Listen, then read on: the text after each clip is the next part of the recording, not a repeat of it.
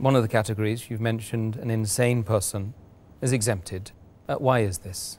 The insane person is exempted because the same hadith which I quoted earlier, our beloved Prophet Muhammad said, it's mentioned in the hadith of Tirmidhi, hadith number 1423, that the pen is lifted from three categories of people.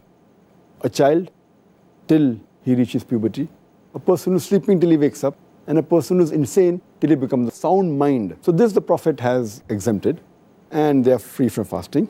The reason is because one of the criteria for the fasting to be accepted is niyyah, is intention.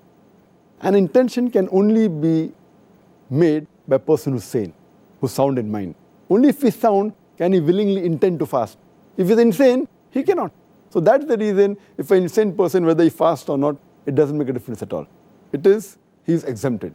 And once he becomes sane, he does not have to compensate also for the fast as well, because he's not responsible for that. He's not held responsible.